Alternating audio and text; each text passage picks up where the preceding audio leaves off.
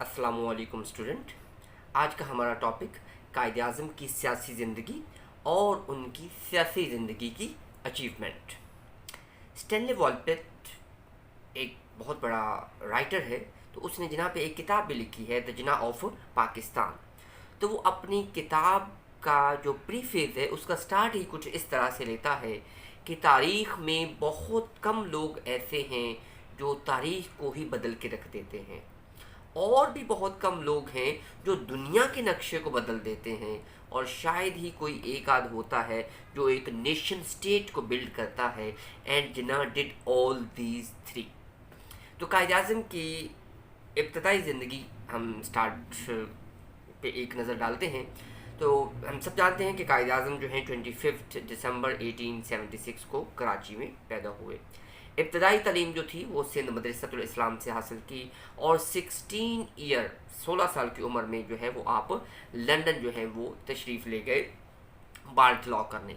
और यहाँ पे मैं एक पॉइंट बताता चलूँ, मोहतरमा फातिमा जिन्ना ने अपनी किताब माई ब्रदर में लिखा है कि वो बार्ट लॉ करने नहीं गए थे, क्योंकि उनके फादर जो थे वो बिजनेसमैन थे और वो वहाँ पे बिज़नेस की तालीम हासिल करने गए थे। लेकिन क्या हुआ कि वहाँ पे जाके उनका बिज़नेस की तरफ इतना ट्रेंड नहीं था, तो देन ही डिसाइडेड कि वो बार एट लॉ करेंगे। और उन्होंने किससे किया? लिंकन इन कॉलेज से। तो रईस अहमद जाफरी ने एक किताब लिखी है कायदे आज़म और उनका अहद। तो उसमें उन्होंने लिखा है कि लिंकन इन कॉलेज के गेट पे दुनिया के जो जितने भी कानून साज हैं उन सब की फहरिस्त है, और उसमें टॉप ऑफ द लिस्ट जो है वो नबी करीम सल्लल्लाहु अलैहि वसल्लम है। यहाँ पे एक चीज़ और मैं बताता चलूँ कि जब जिन्ना यहाँ से जाने लगे थे तो उनकी मदर को ये डर था, ये भी फातिमा जिन्ना ने माई ब्रदर में कोट की हुई है कि उनको डर था कि वहाँ जाके कहीं शादी ना कर ले मेरा बेटा, तो उन्होंने यहाँ पे उसकी शादी की।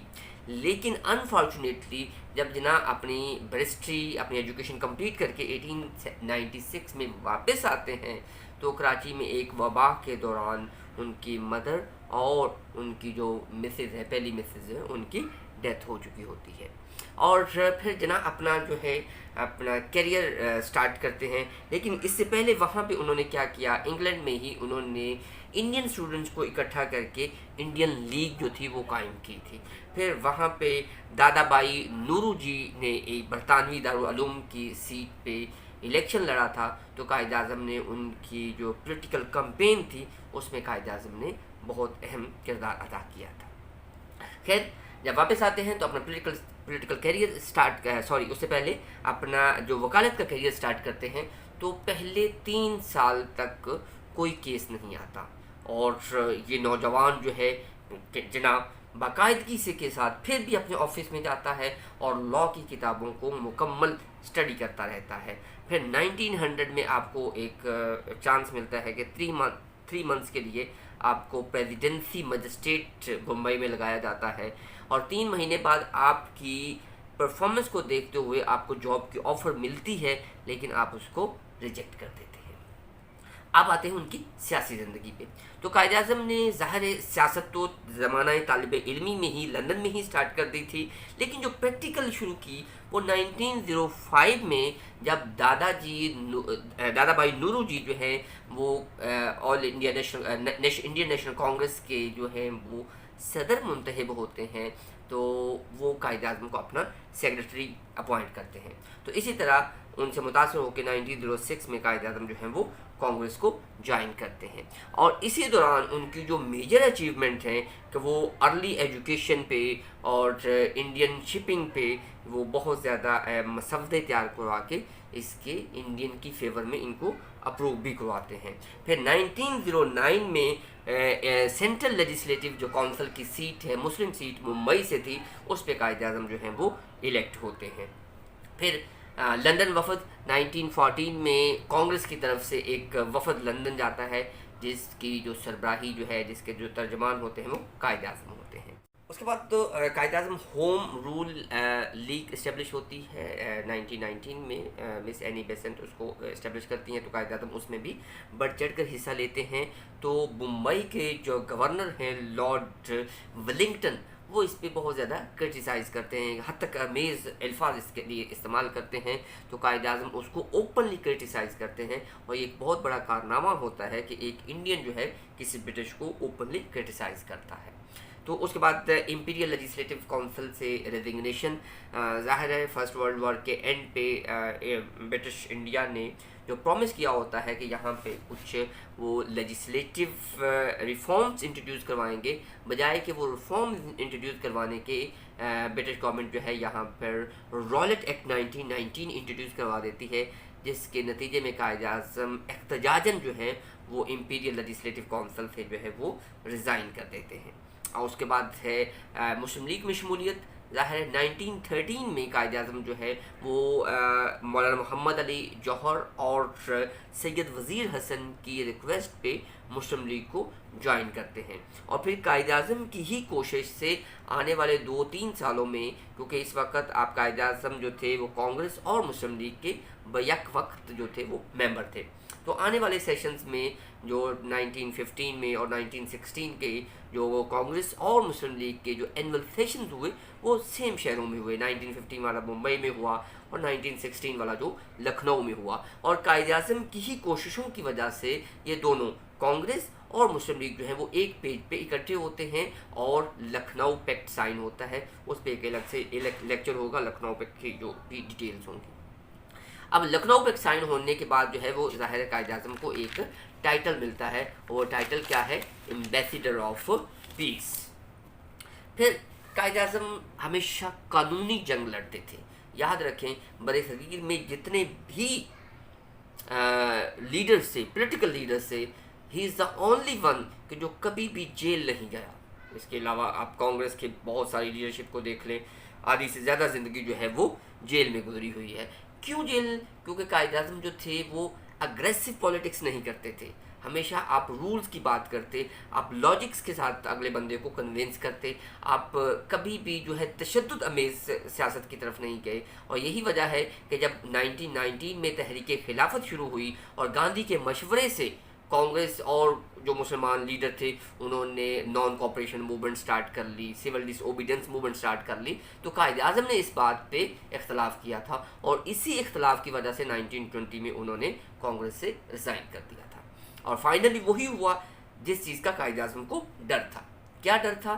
کہ مسلمانوں اور کانگریس اور مسلم لیگ دونوں میں کوئی اتنا لیڈر نہیں ہے جو اتنے میسو لیول پہ جو ہے وہ پبلک کو جو ہے وہ کنٹرول کر سکے۔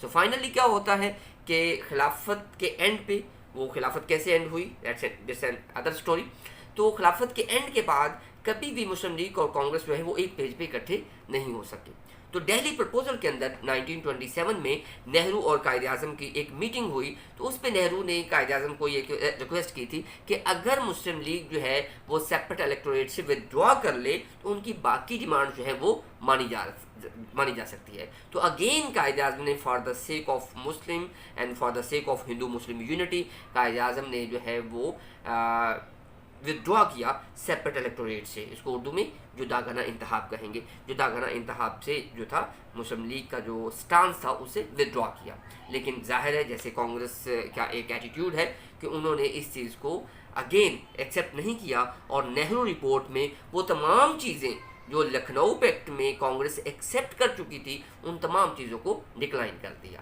اور پھر اس کے نتیجے میں نہرو رپورٹ 1928 میں، اور اس کے نتیجے میں قائد اعظم نے 1929 میں اپنے مشہور جو تھے 14 پوائنٹ جو تھے وہ پیش کیے۔ اب یہ 14 پوائنٹ صرف پوائنٹس نہیں تھے، اگر آپ ایکٹ آف 1935 اٹھا کے دیکھیں اور قائد اعظم کے 14 پوائنٹس کو دیکھیں تو یہ آلموسٹ وہی چیزیں ہیں جو قائد اعظم نے 6 سال پہلے بتائی تھی کہ یہ چیزیں ہونی چاہیے، برٹش نے 6 سال بعد جا کے اس کو ایکسیپٹ کیا۔ خیر اس کے بعد راؤنڈ ٹیبل کانفرنس، لیکن راؤنڈ ٹیبل کانفرنس میں ظاہر سیکنڈ راؤنڈ ٹیبل کانفرنس کے بعد قائد اعظم سیاست سے اتنے وہ جو ہے وہ متنفر ہو جاتے ہیں کانگریس کے ایٹیٹیوڈ سے، تو قائد اعظم سیاست سے جو ہے وہ علیحدگی اختیار کر کے لندن میں اسٹے کرتے ہیں۔ تو پھر لیاقت علی خان کی جو ریکویسٹ پہ قائد اعظم جو ہیں وہ واپس آتے ہیں 1934 میں، اپریل 1934 میں وہ واپس آتے ہیں، مارچ 1934 کو واپس آتے ہیں اور مسلم لیگ کو ری آرگنائز کرتے ہیں۔ ابھی ان کو اتنا ٹائم نہیں ملتا کہ الیکشن 1936-37 ہو جاتے ہیں. یہ وہ الیکشن تھے جس میں مسلم لیگ بری طرح ناکام ہوئی, اور ناکامی کی صرف ایک ایگزامپل آپ دیکھ لیں کہ پنجاب میں صرف مسلم لیگ جو تھی وہ 2 سیٹیں گین کر سکی. ٹھیک ہے, اب اس کے بعد قرارداد پاکستان جو ایک میجر ایونٹ ہے اور ایک الگ سے ٹاپک بھی ہے. تو قرارداد پاکستان کا ایک جو بیسک پوائنٹ کیا ہے جس کے لیے کہ آگے 7 سال کی ہسٹری بیس کرتی ہے, ایک چیز تھی کہ نو سکیم ادر دین پارٹیشن. اب تقسیم کے علاوہ ہم کوئی سکیم جو ہے اس کو منظور نہیں کریں گے, اور آنے والے جتنے بھی ڈیولپمنٹ ہیں ہم دیکھیں گے اسی پوائنٹ پہ بیس کرتے ہیں. اور جیسے قائد اعظم کی ایک اور اسٹیٹمنٹ بھی ہے, I never take the right decision, I always take the decision and make them right. ٹھیک ہے, اور یہی کچھ ہوا. اور اس سے پہلے کیا ہوا تھا کہ 1938 میں جو سندھ مسلم لیگ تھی اسمبلی کے پلیٹ فارم پہ پہلی بار یہ پہلی اسمبلی تھی جو اسمبلی کے اندر پارٹیشن کی فیور میں جو ریزولیشن جو تھی وہ اپروو کر چکی تھی. پاکستان ریزولیشن کے بعد جو ایک پہلا میجر ایونٹ ہے وہ کرپس مشن ہے. تو کرپس مشن کو بھی اسی بیس پہ ریجیکٹ کر دیا گیا کیونکہ وہاں پہ پارٹیشن کے لیے کوئی بھی کلیئر ہنٹ نہیں دیا گیا تھا. اس کے بعد گاندھی جنرل ٹاکس ہم دیکھتے ہیں وہ بھی ناکام ہوتے ہیں. اس کے بعد شملہ کانفرنس ہے جس میں ویول پلان کو ڈسکس کیا جاتا ہے. شملہ کانفرنس ناکام ہوتی ہے کیونکہ قائد اعظم کا شملہ کانفرنس کے بارے میں ایک اپنا اسپیسیفک سٹانس ہے, اور اس سٹانس کی بیس پہ اس کو جج کرنے کے لیے اب سیکنڈ ورلڈ وار بھی سٹارٹ ہو چکی ہے. تو الیکشن جو ہے 45-46 کنڈکٹ ہوتا ہے جس میں مسلم لیگ لینڈ سلائڈنگ وکٹری حاصل کرتی ہے. سینٹرل لیجسلیٹو اسمبلی میں مسلمانوں کے لیے 30 سیٹ تھیں اور مسلم لیگ 30 آؤٹ آف 30 ون کرتی ہے. اور یہ وہی مسلم لیگ ہے جس کو 37 میں جسٹ 7-8 ایئرس پہلے پنجاب میں صرف 2 سیٹیں ملی تھی. اور یہ ساری کی ساری ری آرگنائزیشن آف مسلم لیگ اور کس کی وجہ سے, قائد اعظم کی وجہ سے اور قائد اعظم کی کامیابی ہے. پھر اس کے بعد دہلی دہلی کنونشن ہے. اس میں جتنے بھی مسلم لیگ کے جو ونرز ہیں لیجسلیٹو اسمبلیز کے, پروونشل اور سینٹرل لیجسلیٹو اسمبلیز کے ونرز ہیں, ان کا ایک کنونشن ہوتا ہے دہلی کے اندر.